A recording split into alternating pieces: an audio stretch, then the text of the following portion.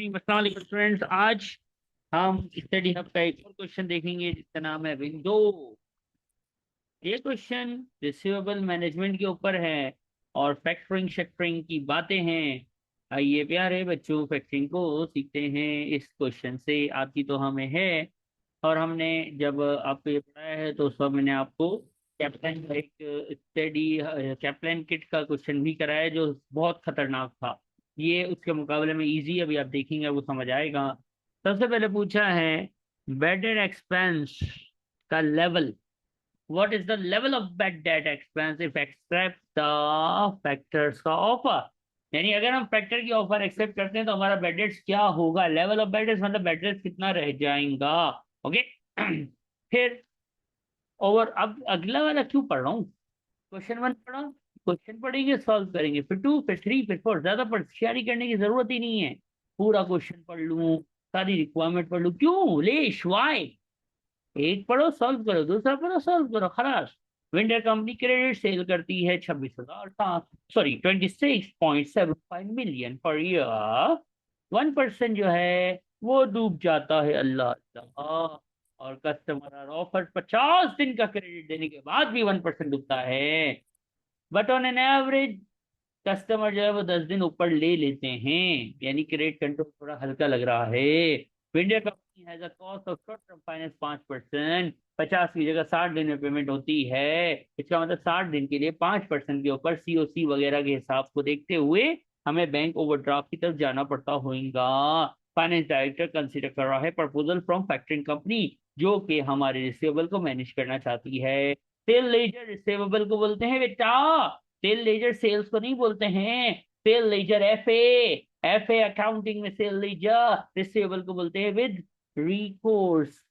Recourse basis मतलब bad debts विंटर के ही होंगे। The factor believe it can reduce the average receivable days to 35 days while cutting the bad debts by 70%. Yo, और factor would also advance 80% पैसा दे देगा of the value of invoices raised at a haram rate of astaghfirullah al-azim 7%। प्यारे बच्चों, bad debts का नया level क्या होगा। तो अभी बेड डेट्स का लेवल क्या है सर। अभी जो है वो 26,7,5,0,0,0 ये क्रेडिट सेल है। Credit sale sales credit receivable debit, ये रिसीवेबल भी है सर। कहता है कि भैया ये हमें क्या कर देगा, क्या कर देगा, क्या कर देगा। ये सर हमारे बैड डेट्स को 70% कट कर देगा। कट बाय लिखा हुआ है, BY बाय। प्यारे बच्चों बात सुनो, तवज्जो से सुनो। विद रिकॉर्ड मतलब बैड डेट जो है वो विंटर का ही रहेगा। वेडनोर जो है, सॉरी, वेडनोर is responsible, will remain responsible for bad debts, right. अब सुनो, उसकी जो पॉलिसीज होंगी, जिस तरह से वो फैक्टर जो है ट्रीट करेगा रिसेबल को, तो वो हमारे बैड डेट को 70% घटा देगा। यानी जो 1% मेरा बैड डेट से एग्जिस्टिंग फैक्टर आने के बाद ये 70% से नीचे आएगा। ओए होए, 70% से नीचे आएगा। तो 1% जो था ना, वो 1% जो है वो 70% कम हो जाएगा। यानी इसको आसान भाषा में ये लिख सकते हैं कि 1% जो है वो अब 31% की जगह 1% का 30% रह जाएगा। वो कैलकुलेशन आसान हो जाए इसलिए डायरेक्ट लिख दिया है, आप कैलकुलेटर चला लेना। 1% का 30% यानी 0 पॉइंट पता नहीं कितना आएगा, 3 करके कुछ आएगा, और वो रिसीवेबल का परसेंटेज होगा। तो जरा कैलकुलेटर चला लो ना, चला लो ना। तो ये आता है 0.3% ऑफ 8750000। तो आंसर मेरे कैलकुलेटर पे आ रहा है 80250। यानी कंपनी का जो लेवल ऑफ बेड डेट होगा, यानी जो बेड डेट रह जाएगा वो 80,000, ये ऑप्शन में आएगा। 80250 रह जाएगा। प्यारे बच्चों, क्वेश्चन वन खलास, 2 मार्क्स मिल गए भाई।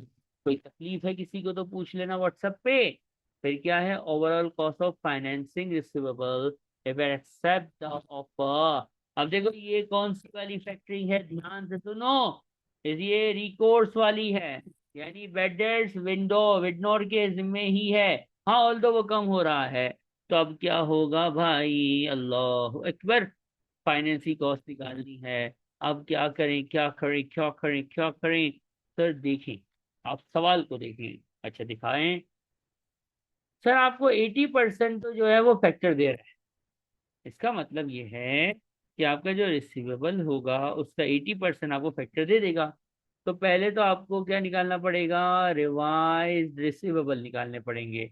आपके पास रिवाइज रिसीवेबल निकालने के लिए रिसीवेबल ऊपर, सेल्स नीचे, मल्टीप्लाई बाय 365, और ये जब आएगा तो डेज 35 पे लाएगा ना। तो रिवाइज रिसीवेबल फैक्टर के आने के बाद मेरा receivable, revise level of receivable जो हो जाएगा, कैलकुलेटर कह रहा है 2600, यानी 26 लाख 694, ये मेरा रिसीवेबल लेवल रह जाएगा। खलास, इतना मेरा नया रिसीवेबल होगा। ओके। और 80% तो, अब ये देखो इधर, 2600,694, इस रिसीवेबल के लिए दो बातें होंगी। इसका 80% फैक्टर मुझे फाइनेंस कर रहा है एट द रेट ऑफ 7%। तो आप इसका 80% निकाल लो, फिर इसका 7% निकाल लो, और बाकी बाकी बाकी बाकी बाकी बाकी इसका 20% मुझे ऑन फाइनेंस करना पड़ेगा, जिसके लिए ओवरड्राफ्ट ओवरड्राफ्ट लेना होगा ना। ओवरड्राफ्ट ओवरड्राफ्ट लेना पड़ेगा। ओवरड्राफ्ट का रेट कहाँ है, कहाँ है, कहाँ है? एला, 5% पे मैं खुद फाइनेंस करूंगा। यानी जो मेरा नया रिसीवेबल होगा उसका 80% कैश मुझे फैक्टर देगा 7% पे, और बाकी मैं मार्केट से फाइनेंस करवा लूंगा। दोनों पे कैलकुलेटेड चल रहे हो, और दोनों को प्लस मारो। और क्वेश्चन कह रहा है नियरेस्ट 3 जीरो पे लेके जाना। तो मेरा कैलकुलेटर मुझे दिखा रहा है 171,600 आ गया है, 646। तो नियरेस्ट 3 जीरो पे अगर राउंड करना चाहूं तो आंसर होएगा 172,000। We C for cat. मजा आ गया, 4 मार्क्स मिल गए। देख लो, शुरू से कह रहा हूं, थ्योरी ना आए तो एग्जामिनर समझो आत्महत्या करने वाला है।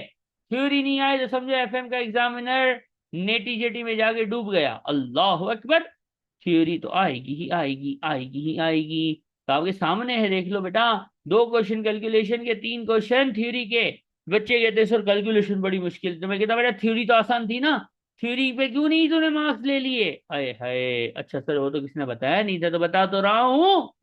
अब चलो आगे बढ़ते हैं, एनालाइज करते हैं, इसको सोचते हैं। क्या कहता है?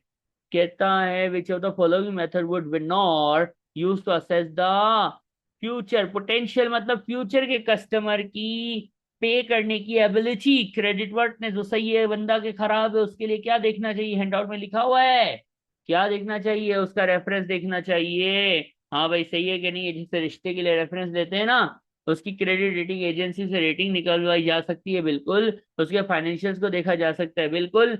वल्लाही कभी मैंने यील्ड कर्व ना कभी बोला, ना पढ़ाया। मैंने ट्रेड रेफरेंस पढ़ाया, रेटिंग पढ़ाया, मैंने फाइनेंशियल स्टेटमेंट से एनालाइज करना पढ़ाया, मैंने मार्केट में उसकी रेपुटेशन यानी मार्केट की से क्या है उसकी ये बताया।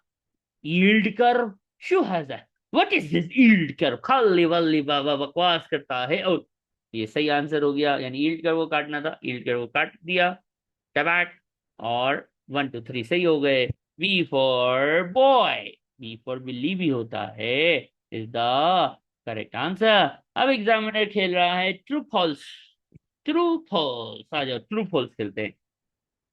As the proposed factor arrangement would improve the company cash की position, when the finance director is evaluating alternative short-term investment, क्या करे, क्या करे, क्या करे? कंपनी के पास अब पैसा आ जाएगा, पैसा ही पैसा होगा। ओए हाय हाय हाय, वह हम फैक्टर को लाएंगे, फैक्टर आएगा, पैसा ही पैसा होगा। तो क्या करे? बेटा मनी मार्केट में इन्वेस्टमेंट कर दे, पैसा ही पैसा है ना तेरे पास, लगा दे मनी मार्केट में, कि मनी मार्केट शॉर्ट टर्म होती है, डिपॉजिट ले ले मनी मार्केट में, no problem. Treasury bills government के होते हैं, सेफ इन्वेस्टमेंट है, लगा दे, नो प्रॉब्लम। हाई रिस्क, ओ भाई, आपका ये वर्किंग कैपिटल का पैसा है, हाई रिस्क में डुबा दोगे तो क्या, अगर अगर जरूरत पड़ गई तो क्या चने बेचोगे, अपनी कंपनी को क्या बेच डालोगे, करोगे क्या? कभी भी वर्किंग कैपिटल का पैसा हाई रिस्क पे लगाना नको, नो, नेवर नेवर नेवर। आई समझ? अगला सवाल फिर थ्योरी है, अल्लाह अकबर, ला इलाहा इल्लल्लाह। अगला सवाल कहता है, बताओ ना, which of the two following statement about the efficient market hypothesis are correct? अब hypothesis, अच्छा भाई, विंडोज चेयरमैन, अब चेयरमैन अंकल तक पहुंच गया हूँ, एफएम पे है ना, चेयरमैन अंकल की बातें कर रहे हैं। Chairman uncle is considered that the company share price has been गिरना by more than its competitor। Chairman को बेचैनी हो गई, उसको तेजाबियत हो गई है। क्या तेजाबियत हो गई है? उसने कॉम्पिटिटर की शेयर प्राइस को बढ़ता हुआ और अपनी शेयर प्राइस को उनके मुकाबले में गिरता हुआ देखा। चेयरमैन को लगा कि दिस में be due to market inefficiency rather than the company performance. Chairman को लगता है कि ये जो हमारे शेयर प्राइस नीचे आए ना, ये हमारी कंपनी की परफॉर्मेंस बुरी नहीं है, ये मार्केट की इनएफिशिएंसी है। तो एफिशिएंट मार्केट के बारे में कौन सी बातें दुरुस्त है, दुरुस्त सही बातें बताओ, तो आइए मिलके ढूंढते हैं। It taste the allocation efficiency of stock market. Stock market को टेस्ट करने वाले तुम हो कौन भाई? हल्ली वल्ली ऐसा हो ही नहीं सकता। याद रखना, एफिशिएंट मार्केट, अगर मैं आपको आसान करूं ना, एफिशिएंट मार्केट की जो हाइपोथेसिस है वो ये कहता है कि आप दो बातें देखिए, इन्वेस्टर को देखें, आपका इन्वेस्टर क्या किस तरह से वो चल रहा है, और मार्केट को देखें। इन्वेस्टर और मार्केट को देखें। इन्वेस्टर में देखना है रैशनल, इन्वेस्टर में क्या देखना है, इन्वेस्टर का रैशनल। और मार्केट में क्या देखना है, मार्केट की एफिशिएंसी कितनी है। अब ये दोनों भारी लफ्ज हैं, इसका आसान उर्दू भाषा अभी मैं बताऊंगा, सही है? इसकी पूरी डेफिनेशन भी इजी भाषा में लिख दी है, तो जरा देख लो। ईएमएच यानी एफिशिएंट मार्केट हाइपोथेसिस, ये एफिशिएंट मार्केट होती है। मार्केट एफिशिएंट कब होती है? जब इन्वेस्टर रैशनल होता है और मार्केट जो है वो रिएक्ट करती है सेमी स्ट्रॉन्ग वे में। अब इन्वेस्टर का रैशनल ये होता है कि इन्वेस्टर बहुत समझदार है, बहुत पढ़ा लिखा है, बहुत ज्यादा जो है वो लॉजिकल डिसीजन लेता है। यानी इन्वेस्टर नहीं हुआ कोई जो है वो फाइनेंस का जो है वो चीता हुआ, यानी इन्वेस्टर है फाइनेंस का चीता। इन्वेस्टर कौन है? इन्वेस्टर है फाइनेंस का चीता, और हर चीज देख के फैसला करता है। अगर इन्वेस्टर हर चीज देख के फैसला करेगा तो मार्केट एफिशिएंट होगी, और इसको हम बोलते हैं ईएमएच, एफिशिएंट मार्केट हाइपोथेसिस। और दूसरी बात यह है कि मार्केट जो है वो सेमी स्ट्रॉन्ग है, मतलब जो भी आपकी कंपनी की पब्लिक इंफॉर्मेशन है, और वो आपकी कंपनी की जो पब्लिक इंफॉर्मेशन अवेलेबल है वो आपकी कंपनी के शेयर प्राइस पे इमीडिएटली इंपैक्ट करती है। यानी मार्केट इतनी एफिशिएंट है, मार्केट वाले इतने फारिग हैं कि वो लॉजिकल भी हैं, वो छोटी छोटी आपकी कंपनी की इंफॉर्मेशन का भी ध्यान रखते हैं, और ये दोनों चीजें आपकी कंपनी पे, यानी समझो इन्वेस्टर की हर खबर पे नजर है, कंपनी की हर इंफॉर्मेशन पे भी है, और इन्वेस्टर जो है वो इतना लॉजिकल है कि फौरन से सही डिसीजन भी लेता है। ये दोनों चीजें पाई जाएं तो मार्केट एफिशिएंट होती है। चेयरमैन को क्या लगता है? मार्केट एफिशिएंट नहीं है, कंपनी अच्छी परफॉर्मेंस कर रही है, मार्केट इनएफिशिएंट है जिसकी वजह से जो है वो मेरी शेयर प्राइस गिरी है। लेकिन ये कहानी के बाद नीचे सवाल क्या पूछा?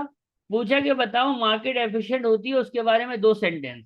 तो ये याद रखिएगा, मार्केट एफिशिएंट है उसके बारे में दो सेंटेंस ये हैं कि रैशनल इन्वेस्टर हैं, बहुत समझदार चीते लोग, और मार्केट हर इंफॉर्मेशन के हिसाब से शेयर प्राइस पे रिएक्ट कर रही होती है। तो आखिर दावाना अनिल हम्दुलिल्लाहि रब्बिल आलमीन। ये क्वेश्चन हमने कर दिया है बेटा। नेक्स्ट क्वेश्चन में मिलेंगे। Take care.